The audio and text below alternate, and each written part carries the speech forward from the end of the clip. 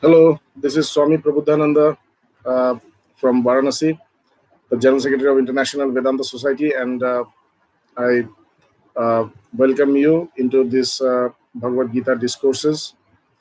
Today we are having this new channel, Swami Prabodhananda at the rate of yahoo.com. And before starting my class, I would like to thank everybody who have subscribed in this channel and made it possible for us to give classes in this channel.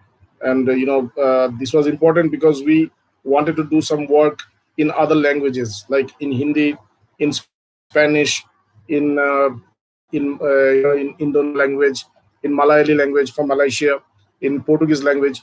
So it was important that we have another alternative channel with us. We have another option.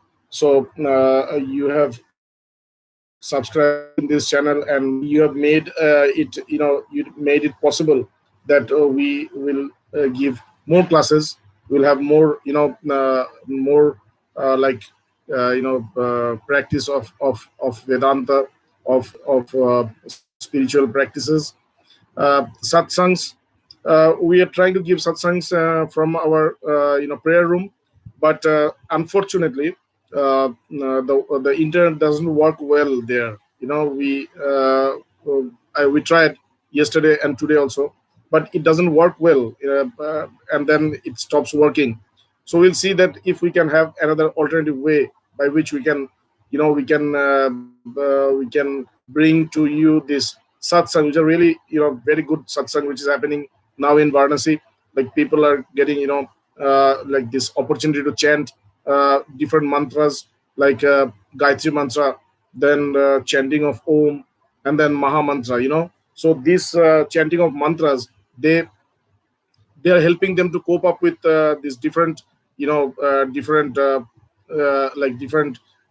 challenges that they were facing regarding this COVID-19 lockdown. Because with this pandemic, COVID-19 and the lockdown, people are suffering very much. Like people, they're suffering very much. And it's not only financial. It's also mental. There is this trauma. Mental trauma is there. There's all of a sudden this has happened.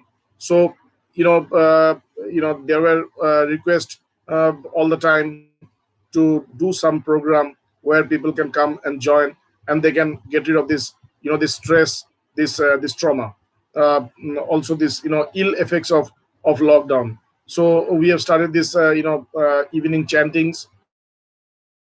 It's really working. People are coming, and people are joining them, and they're getting much more benefited. I see the faces which has really changed. The faces have become very like more.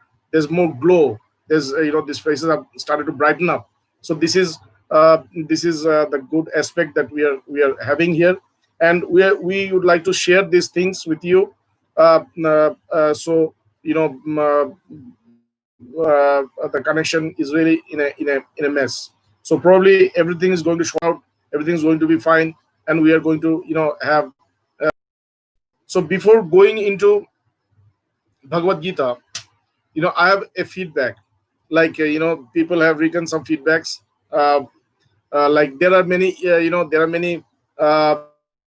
many good things that they have written, praises, which I'm not going to read because they are not important now.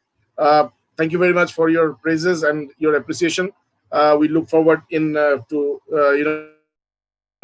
for more and more. Some where they say that there are areas of improvement, which is really interesting.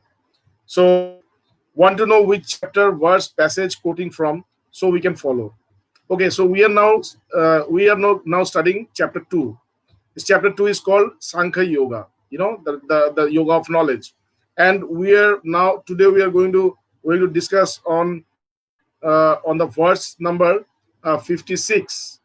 56, yeah, 56, yes. We're going to, we are going to start from 56 onwards. So we don't know whether we are going to discuss one verse or two verse, but it's from 56. So this is chapter 2, verse 56, and give us homework. Wow. So, okay, so we are going, well, I give you homework. I tell you to, to practice this karma yoga, or whenever we are discussing this Bhagavad Gita, I tell you that this has to be practiced. Like the last time when we were studying Bhagavad Gita, I said that the verse that we were reading, that dukeshu anudvigna mana sukheshu vigata spriha bita raga bhaya krodha stitadi munir uchyate. That was the verse where it says that one who does not get who does not anxious in sorrow, in adversity, and one who does not attached in happiness, and one who does not have attachment, who does not have uh, fear and anger. This person is considered to be a wise man whose mind is steadfast in knowledge. So while I was discussing this thing, I told you all to practice this. So I don't know whether you have practiced or not, but I did say I did tell you to practice this. So this is your homework. Okay, so from now on, whatever we are going to discuss, you are going to practice that, and you are going to give me feedbacks. How did you practice it, and what is the result that you got? So like Bhagavad Gita is all about practice. If you just listen to Bhagavad Gita, that's not enough. You need to practice it and bring it into your life.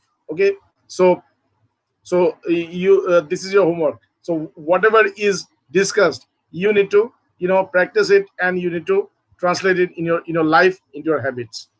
Then it says, want to hear more about how to meditate. Okay, so I think that we can do a separate class about meditation. But meditation, okay, we are going to discuss about this, how to meditate. So how to meditate, and this is a separate chapter. So we are going to discuss about this, how to meditate. uh, and then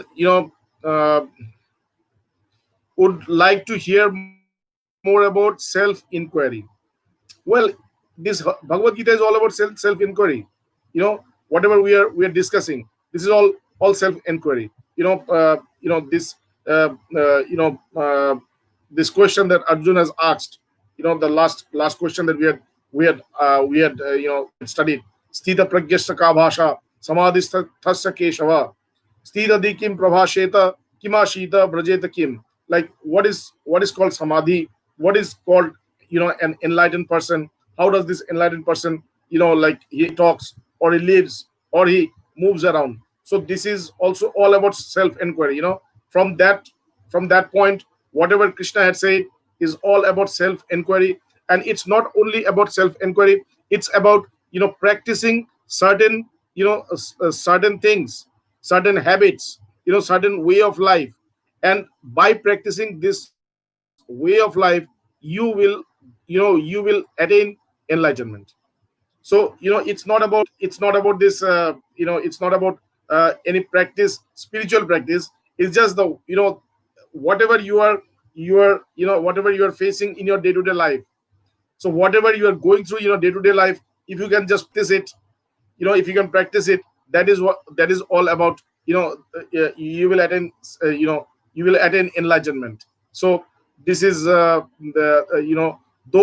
we are not going, we are not talking about this self inquiry, but Bhagavad Gita is all about self inquiry. Okay, so please share less material and talk slower. Okay. It's good for me. Yeah, I'll try to talk slow. Okay, so and better when not shouting. Thank you. So you know well, I don't shout, it just comes out. The words comes out in that way. It's not like it sounds like a shouting, but it's not shouting. It's just this knowledge which comes out in that way. It is a gradual flow. It comes out. So anyway, will and if I control it, and talk in that way, like the way, in a mild way, then the knowledge which is coming, it's a flow. It comes out like a flow. So that knowledge, that flow is going to going to get, somewhere is going to get restricted. So anyway, so we'll see. We'll try to, we'll try to not shout and talk, so that we have this spontaneous flow. uh Shorter classes would be better, like 10 to 15 minutes up to 20 minutes, some 30 to 40 minutes, but not all.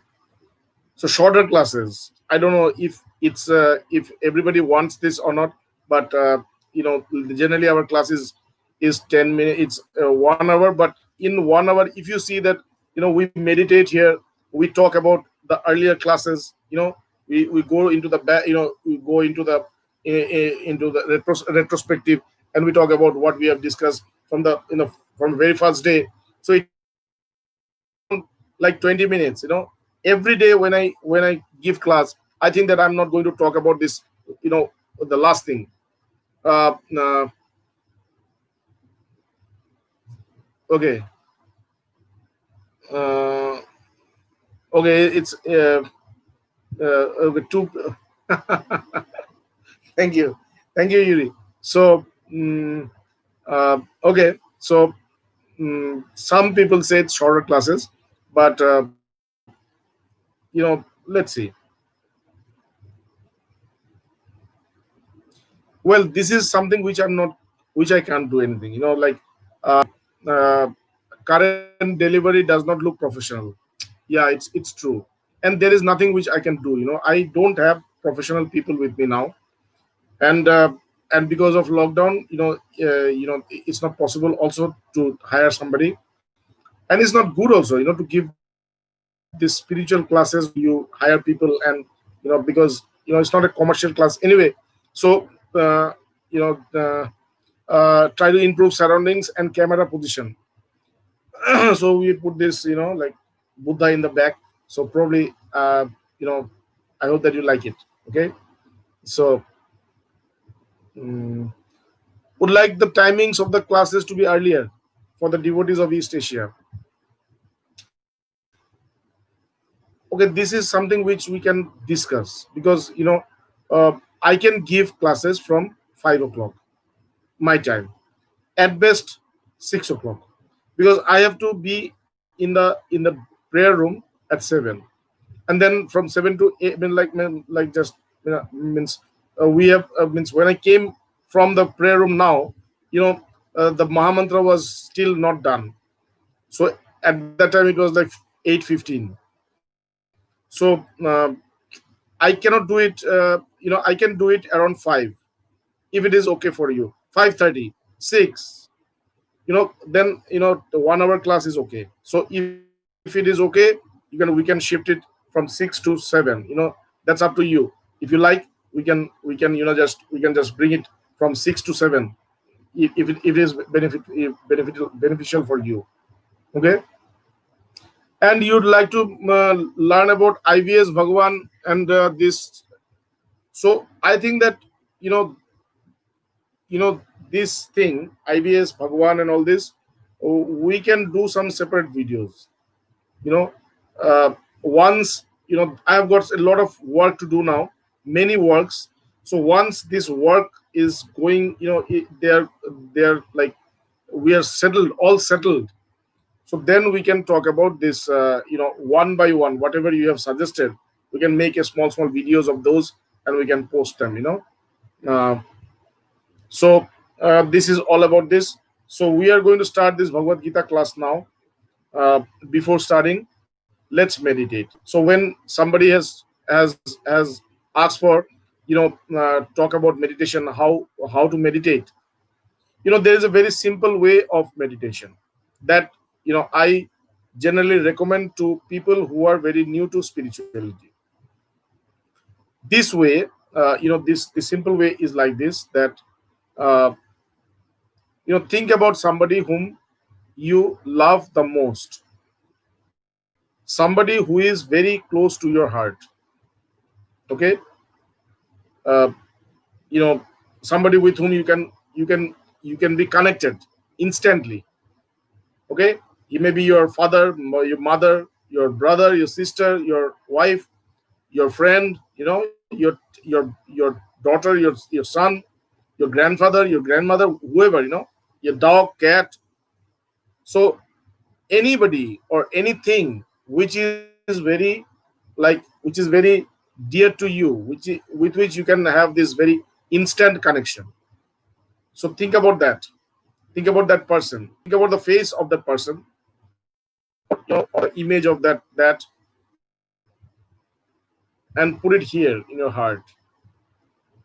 Put it here in your heart. Close your eyes and just look at the image. You know, meditation is all about concentration. So if you can, whoever it is, it may be you know it may be your wife, it may be your husband, maybe your girlfriend. So it's not so, it's not so important. The most important is your concentration. Okay, if you can concentrate, that is more important. And when you concentrate, this image will help you to concentrate. But when you have gained the concentration, when you have gained the concentration, you will see the image will, fade away. It will just go, but the concentration will remain. The image will go. This image is gone, but the concentration remains. This concentration is consciousness. Concentration is consciousness in itself. So the more you are concentrated, the more conscious you are. Okay, so if you are like, 20% concentration, if you have 20% concentration, so you have 20% of consciousness, like the whole absolute you have like you are aware about just 20% of the absolute concentration. Now when this concentration increases, then your consciousness level also increases. And when this concentration becomes 100%, the consciousness level also becomes 100%. Okay, now when the consciousness level becomes 100%, that consciousness is called, that 100% consciousness is called super consciousness, and that is samadhi. So in this way, meditation, leads you towards this super conscious state, or samadhi, which is also called yoga, and which is why you are doing this spiritual practice. Why you are doing spiritual practice? Just to attain the state of yoga, so that you can, know who you are. That is our, aim. That's our goal. So why are we trying to, reach the state of yoga? Because we want to know who we are, and that is why we are we're approaching into the state of yoga. Okay, so uh, uh, concentration. So try to increase this concentration as much as possible, and this image of the person whom you really like, or love, or connected to, that image is going to help you tremendously. Okay, so let's meditate for some time. And after you have meditated, pray to God, so that the knowledge of Bhagavad Gita be revealed unto you. It should be revealed. It should not be, it should not be understood. Don't try to understand Bhagavad Gita. You can't. You can misunderstand Bhagavad Gita, but you cannot understand Bhagavad Gita unless, the divine makes you understand. So pray to the divine, so that he makes you understand what is Bhagavad Gita. Okay, so let's meditate.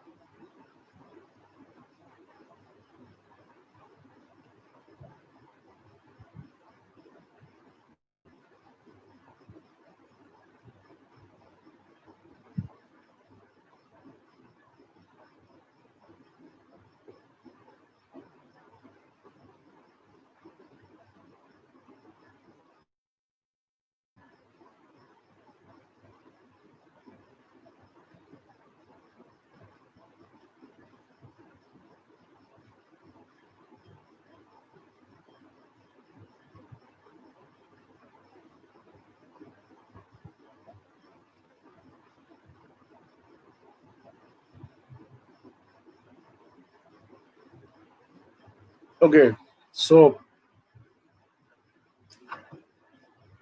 welcome to this Bhagavad Gita discourses. So we have started this, discussing about the essence of Bhagavad Gita 272. Okay, thank you, thank you. Devashish Pranam. So, uh, hello everybody. We have Laura, Sulekha ji, Ho, ML Ho, uh, Mirama, Yuri, Devashish Babu, Leneka, Shamal Bhumik ji, and everybody. Thank you, and let's start. So, you know, the place where we are discussing is this, that Arjuna had asked a question, and the question is, he says that Stita Pragyasya Ka Bhasha. What is called, enlightenment? What is called enlightenment? Who is this person who has, attained the state of enlightenment? Whose knowledge is complete, whose wisdom is completely steadfast in knowledge. What is this person? How do you define this person to be an enlightened soul whose knowledge is, you know is fixed in, whose mind is fixed in knowledge? Sthita pragyasya ka bhasha samadhi sthasya keshava. And what is called samadhi? We have discussed this, what is samadhi, at length in our earlier classes. Samadhi means the the state of super consciousness. So what is samadhi? Sthitadi kim prabhasheta. How does the people who have attained enlightenment, how does they talk? Kima sita. And how do they live? Brajeta kim. And how do they, you know how do they move around? So so this was the question of Arjuna. When he asked this question, Krishna was completely, he was completely, assured that this knowledge that I am talking to him since some time, this knowledge is working. He's listening. He's listening, and he's not only listening, he's absorbing this. And because he's absorbing this, that is why this question has come. And because this question has come, that means that the mental state where he was, he have come out of that mental state, and which made Krishna really happy. Really happy. And after this question, he just gave a like a stream of knowledge. A stream of knowledge came out of him because of love. And in this 18 verses, he have showered the supreme knowledge of the Bhagavad Gita, which is very, very practical. Which is very, very practical. And and if we practice it, like some of you had said, that give us some practice, give us some homework. So this is Bhagavad Gita itself is a homework. You should practice it.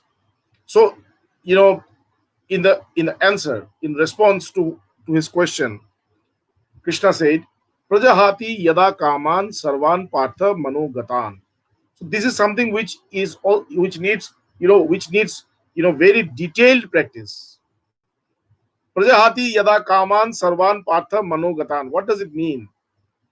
It means that you know a person who can separate himself from the desires which his mind is creating every time.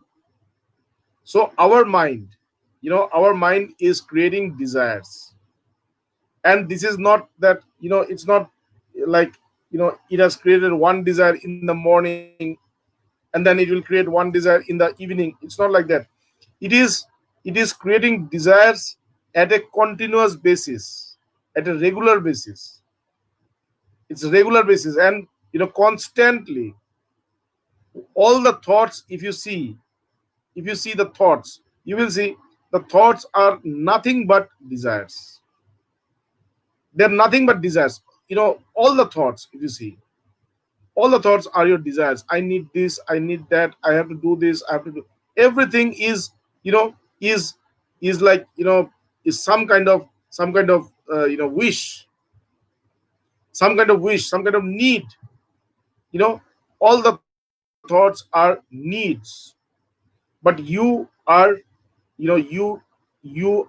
fulfilled. You don't need anything. But why don't you see, or why don't you realize that you don't need anything? Because you are not aware about who you are. You are much more aware about your thoughts, about the thoughts. These thoughts are also not your thoughts. They are thoughts. They are part of the nature. But you impose yourself as these thoughts.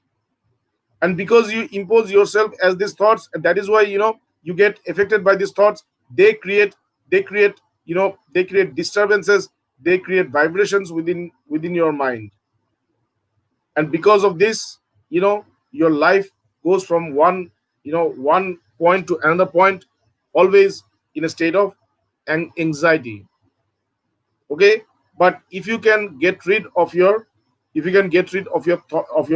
desires, of the desires which your mind is creating, then you will see that you have come to a point. You have elevated yourself into one point where there is only fulfillment, where you don't need to desire. When we say that we don't need to desire, it does not mean that our material growth has come to an end. Most of us have this idea that if I don't desire, then my material gains, or my material my material advancement is going to come to an end. It's not like that. It means that all the material advancement that you need, all the advancements, not only material, physical, mental, psychological, spiritual, all the advancement or all the achievements that you need, they will come to you spontaneously. They will come to you automatically. You don't need to run after them. They will be it will be a very automatic process. Will come to you automatically. And that is why you need to get rid of these desires, because these desires are not good. They actually uh, like uh, possess you. They possess you, and they deviate you.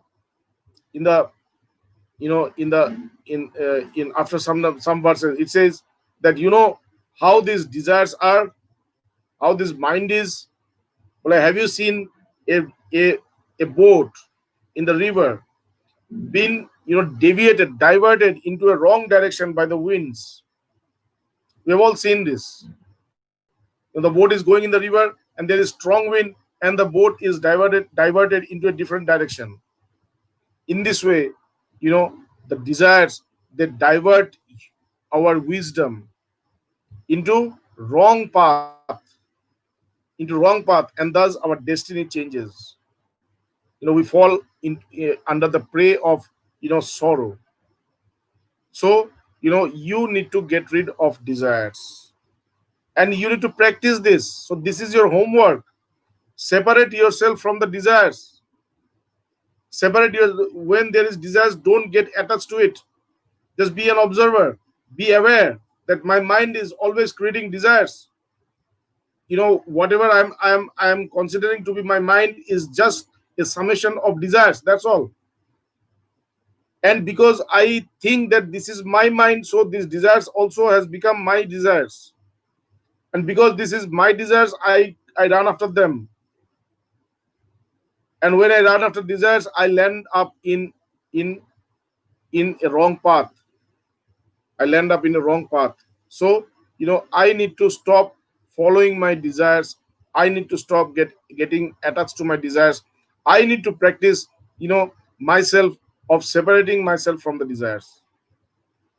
Prajahati yada kaman sarvan partha manogatan. O partha, one who can separate himself from the desires which are created by the mind constantly, and And what he does, what does the enlightened person do?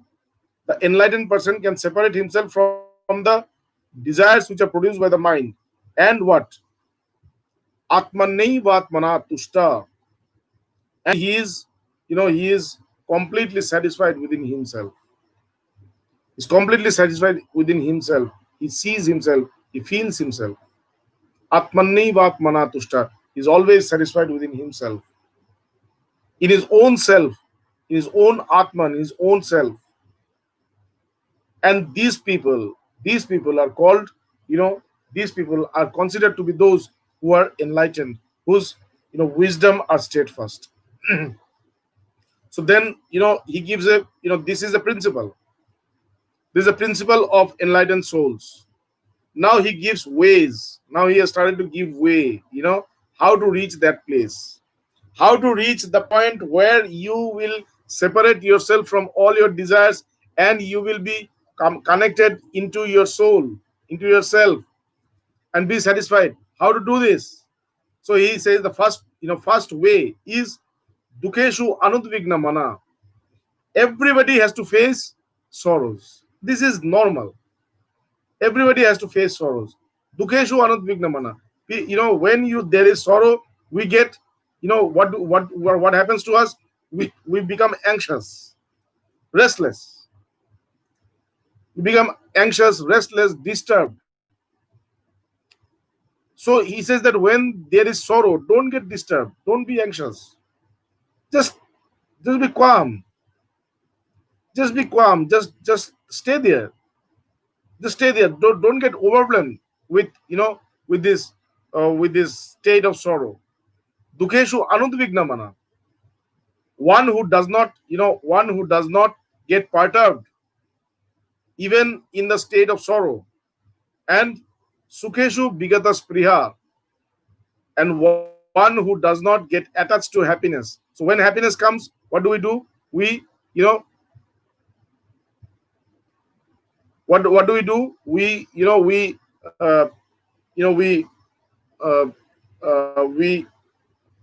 get attached to them. Sukeshu bigata spriya. When this this happiness comes, we all go and hug it, embrace it, so that it doesn't go from me. But it says that when happiness comes, don't get excited. Don't go and get attached to them. Don't go and get attached to them. Just remain the same. Remain calm. Remain firm within yourself. Remain calm. Remain firm. Sukeshu anudvigna mana. Dukeshu vigata spriha. Then Bhita raga bhaya krodha. You should get rid of your anger. You should get rid of your attachments. What is this attachment? Does it talk about the attachment of the world? Vedanta does not talk about world.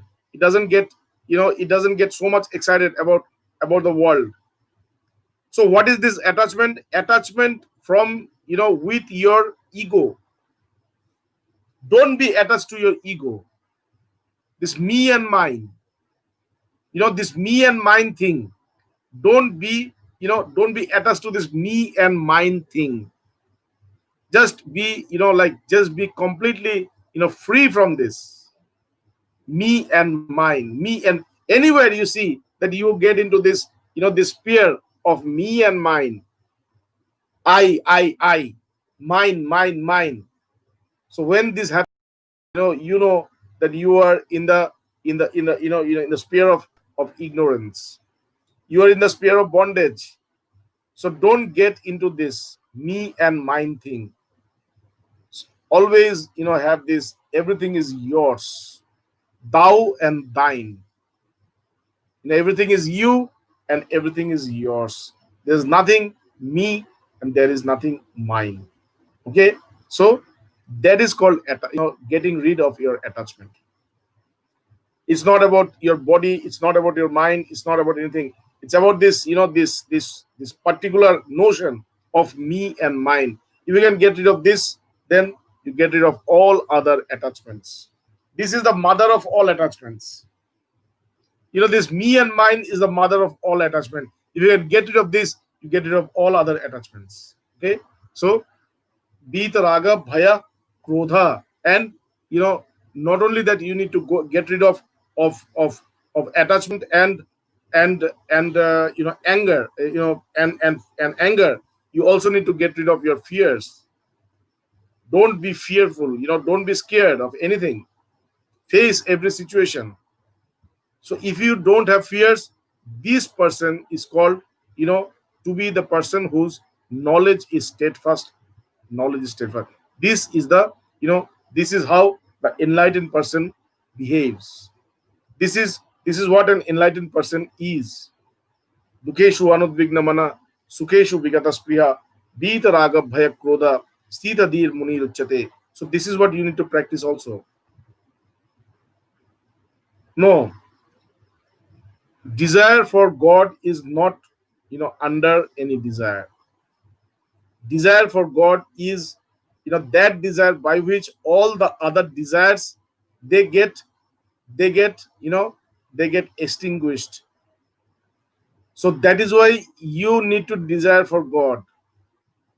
If you don't desire for God, for realizing God, if you don't desire for realizing the self, then you will always remain in this cycle of desires. So to get rid of this, to get rid of this phenomena of desires, realm of desires, to get rid of this realm of desires, you need to have one single pointed desire of realizing God, of attaining God, or attaining the self. So though attaining the self is a desire, but it does not fall under the category of desires. Okay, and without these desires, you will never attain the self also. If you really want to attain God, if you really want to attain the self, your self knowledge, then you need to desire Atma Kripa. That is called Atma Kripa. The mercy that you do to yourself. If you don't do mercy, to yourself, you're not going to get realized. Okay, so desires is a must. Desires is a must, but this desire should be the desire to know the self. Okay, not the other desires. So here Krishna says that get rid of this attachment, fear, and anger, and that is how the enlightened souls they live. Okay, now we are going into the third one, that is the 56th the 56th verse. He says, ya sarvatrana visneha tat tat prapya subha shubham. Ya sarvatrana visneha tat tat prapya subha shubham navinandati na dveshti tasya pragya pratishtita.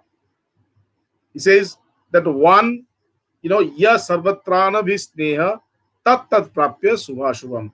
When you work, let me put this computer here so it becomes a little bit better, Yeah, I think this is better. So when you work, you have the results of actions.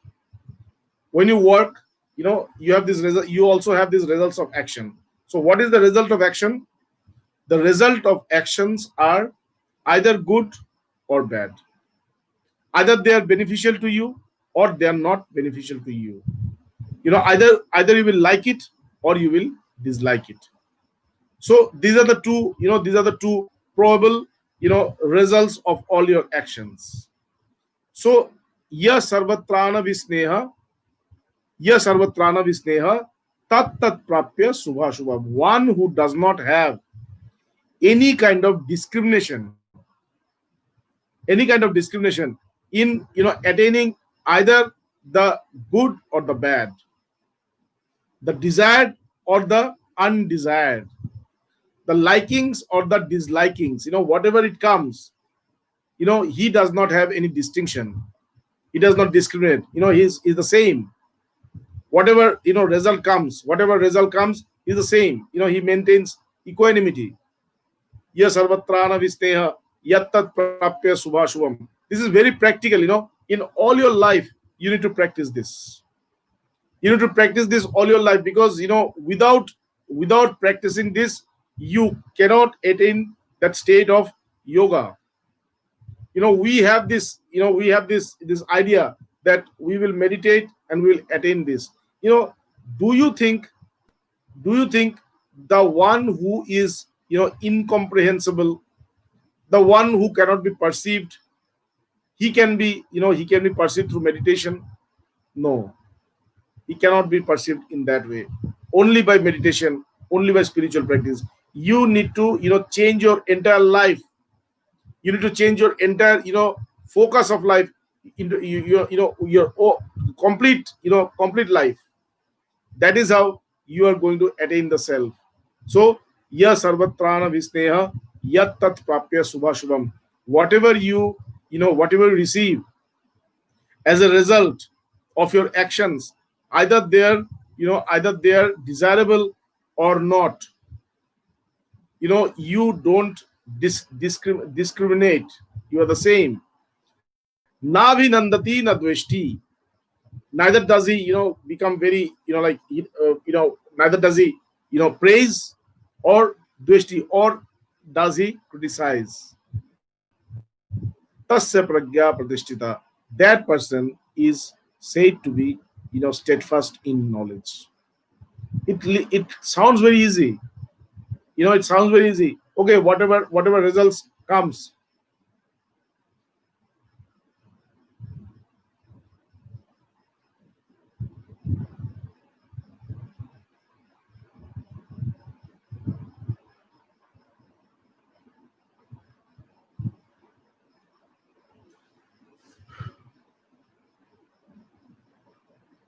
Yes.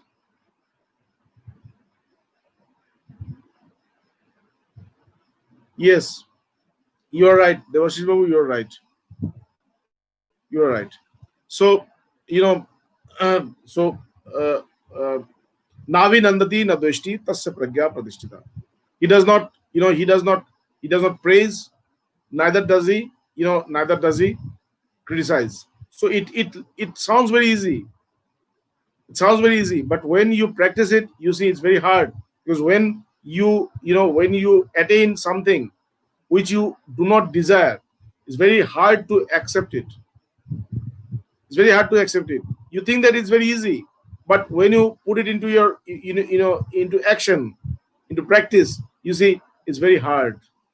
Most of the time you forget. Most of the time you forget. You react.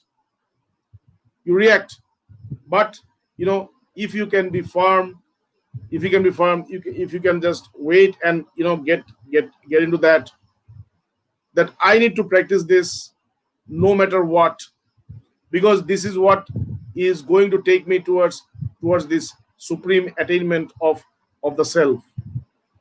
So if you practice it in that way, you will see that you have attained the state of yoga. Then he says, then the next one, it's very, it's a little bit tough. He says that yada sangrahayate chayam kurmanga niva sarvasha. Try to understand this. If you don't understand this, you write to me. Okay, we'll discuss it more. Yada sangrahate chayam kurmanga niva sarvasha indriyani indriyathebhyastasya pragya pratishtita. Now, what does it mean? What does it mean? He says, in this verse, he is giving us a very, very important practice. It is this, you will see that all this attachment, all this, at one instant. He says, Yada sangrayate chayam kurmanga niva sarvasha. Have you seen crocodile? Not crocodile, sorry. This tortoise. What does a tortoise do? If you attack the tortoise, what will it do? It will just, go inside its shell. It's not going to fight with you. What will it do? It will just go inside its shell and wait there. You can hit hit the outer shell as much as possible, but you cannot harm it. The tortoise is very safe inside. It's unharmed. So, in the same way, indriyani indriyathebhya tasya pragya pratishtita. This is very important. Try to understand this. Indriyani means senses. Your senses. Indriyartha means objects of the senses. Now we have 5 senses. 5 sense of perception: eyes, nose, tongue, ears, and skin. So this is the 5 sense of perception. Indriyani indriyathebhya. So these 5 senses of perception has got 5 objects. 5 objects. What are those objects? For eyes, the object is form. Eyes can perceive only form. Nose can perceive only smell. Tongue can only perceive only taste. Ears can perceive only sound. And skin, they can perceive touch. So because they can, each one of the senses, they can perceive each one of the sense objects. Because they can perceive the sense objects, then what happens is these senses gets attached to the sense objects. They get attached, and that is why they are always they are pointed towards outside. They are not pointed inside. They are always pointed towards outside. Okay, so he says that when you attack a tortoise, what does it do? The tortoise leaves everything and just retires into the shell. It retires into the shell and waits there. Okay, and waits there till you are gone. When it can sense that it's safe to come out, then it's going to come out. In the same way, try to withdraw your senses from the sense objects in the same way that the tortoise withdraws itself into the shell. So try to withdraw your senses from the sense objects. Now, how to withdraw the senses is to be unattached to the sense objects. When you become completely unattached from the sense objects, just reject them. Hey, go. I don't need it. The eyes rejects the form. The ears, they reject the sound. The tongue, they rejects the taste. Okay, the nose, they reject the smell, and the skin, they reject the touch. So if you can reject it, if you can get rid of them, just in the way, just the way the tortoise does. It retreats itself into the shell. So you also need to retreat yourself. You also need to make your senses retreat within yourself and not get connected with the sense objects. You need to get control over it. Okay, come here. Come here. You need to control your senses through your mind. Okay, through your mind. So use your mind to control your senses, to not get attached to the sense objects. And use your intellect. Use your intellect to control your mind, to not get attached to the senses. Okay? And use your wisdom to not let the intellect get attached to the mind. So what happens is that the intellect gets attached to the mind gets attached to the senses, and the senses gets attached to the sense objects, and these sense objects are this world. So my I am attached to this world through this process. This is chain. Intellect, mind, and senses. So if I can, if I can control one after the other from the very basic, the senses. If I can control the senses with my mind, hey, come inside, come inside. Don't look outside. Close the window. Come on, close the window. Don't look outside. Come inside. Okay. I close the window. That is, I disconnect. I disconnect my senses from the sense objects. I disconnect my senses from the sense objects. Indriyani indriyatebhya. If I can disconnect myself from the sense objects and come inside, tasya pragya pratishtita, then my wisdom is going to be steadfast. Why? Because this process can only happen when my mind is going, my mind is controlling my senses. And my mind can control my senses only when the intellect is controlling the senses. And the intellect can control the senses only when the ego is controlling the intellect. And the ego can control the intellect only when wisdom is taking over the ego, This I. Wisdom is taking over this I. And this I is, this I is just cleansing itself. The I is cleansing itself. And the real I is coming out. So this, if this process happens, then only it is possible for the senses to withdraw itself from the sense objects. Okay, so start from there. Though it seems very easy, but it seems very easy. Okay, I need to withdraw my senses from the sense objects. Do it. You cannot.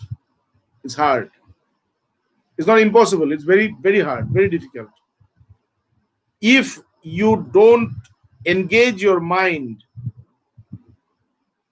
to control your senses, it is impossible for the senses to resign from or retreat from the sense objects. It's impossible. And till you have engaged your intellect to control your mind, it is impossible for your mind to control the senses. So everybody is, they're all connected, super connected with each other. So if you want to retreat like a tortoise, the moment you retreat, if you can retreat, if it becomes possible for you to retreat your senses from the sense objects, know that is what wisdom is all about. Your wisdom is going to manifest itself. Okay, many people ask me how it is possible. How it is possible that only by the senses, only by controlling the senses, only by withdrawing the senses from the sense objects, my wisdom gets out. How it is possible? The wisdom is not even the mind. The sense objects are not even the mind. It's part of the body.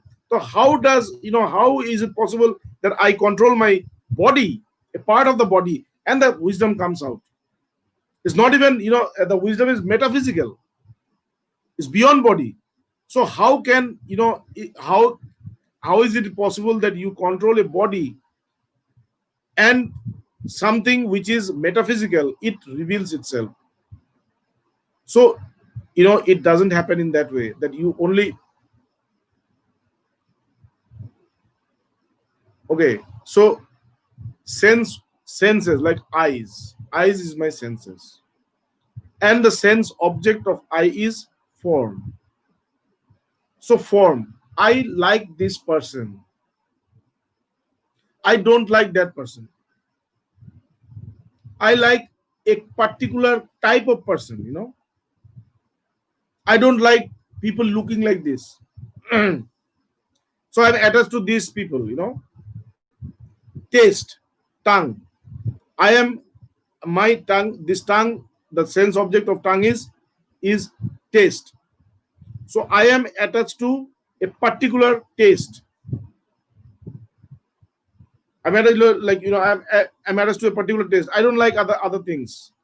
So whenever I need to eat something, I need to eat only those.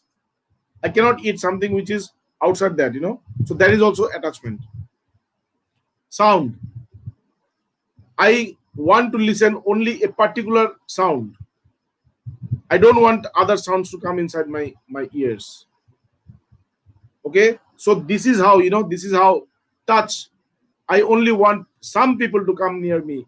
I don't want everybody to come near me. So this is how the senses work, and this is how it's not the senses work. It's a mind which works through the senses. The mind chooses that I need this, I need that, and it works through the senses. The senses are just tools. They're just tools.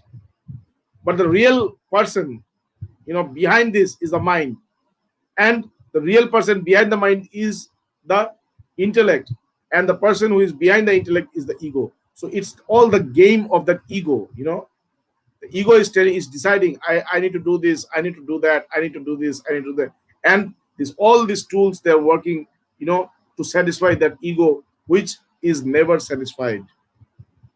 And that is why it says that try to control them. And when you control them, then only the wisdom is going to reveal itself.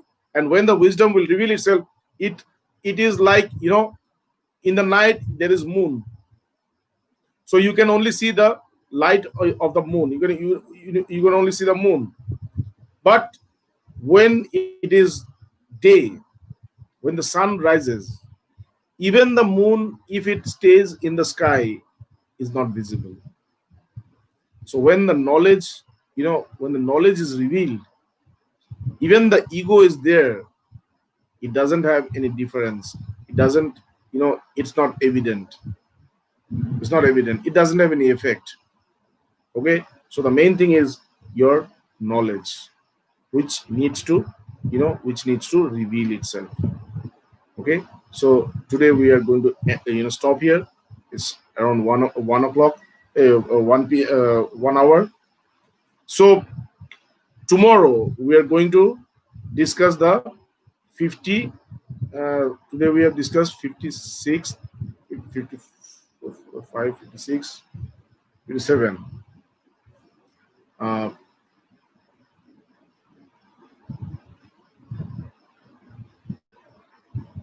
Yeah.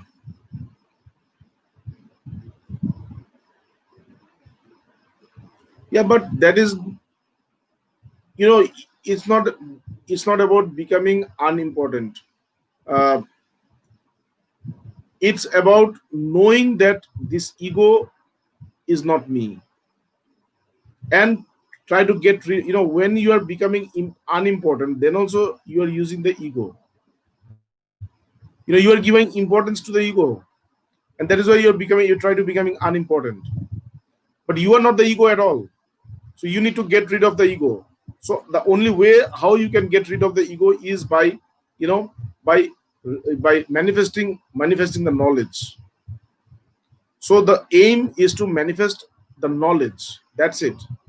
The aim is not other things, because any other arrangement is not going to work, because they are not true. They're not permanent. The only permanent thing is the wisdom or knowledge or the self. So today we have discussed 56, 56, 57 and 58, I think. 56 or 57, 50. Today we have discussed 57 and 58. Okay, so today we have discussed second chapter, verse number 57 and 58. Tomorrow we are going to discuss 59th. What is that? It says, Vishaya vinirvartante niraharasya dehina rasavarjam rasapyasya param drashtva nivartate. Now, in the earlier one, he said that try to remove your senses. Try to remove your senses from the sense objects. Now he's bringing this aspect of mind here. If the mind is not if the mind is not is not also involved here, then this exercise of retreating the senses from the sense objects is just futile. It does not have any sense. Okay, so he says vishaya vinirvartante niraharasya dehina. Even if you deprive your senses from the sense objects, even if you deprive the senses from the sense objects, okay, rasa varjam, they will be deprived from the taste, from the from the juice of the sense objects. Even if you deprive your senses from from extracting or from enjoying the juice of the sense objects, but your mind is going to do it anyway mentally.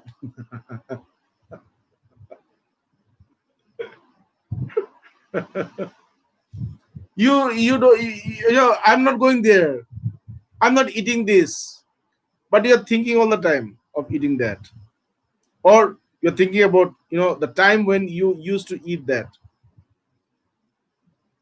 I don't do this, I don't do that, but all the time in your mind you think about that. So though your senses is not involved, but your mind is. So when your mind is, then also there is bondage. Okay, so that is why it said that you need to engage your mind to to mind the senses. If your mind is not involved in this exercise, then this exercise is not complete, it's futile, because you can separate the senses from the sense objects, but the mind is going to think about it all the time. So you are not attached physically, but mentally you are attached to that. Okay, so that is why Krishna says that a person who has realized the self, he does not need the sense objects to get rid of this senses to get rid of the sense objects. Why? Because his mind is always disconnected. Even his senses are within sense objects, but his mind is completely disconnected. Okay, disconnected. Though he is there or not there, his mind does not get any way involved to the sense objects. Okay, so this is what we are going to study tomorrow at 8:30, and I will try to make it before. If you want, please please suggest me, please give me feedback. It can happen from 5:30 to 6:30 or 7. If you want, we can do it at 5:30 India time, okay, or at best 6 to 7. Thank you very much. We'll meet tomorrow. Thank you.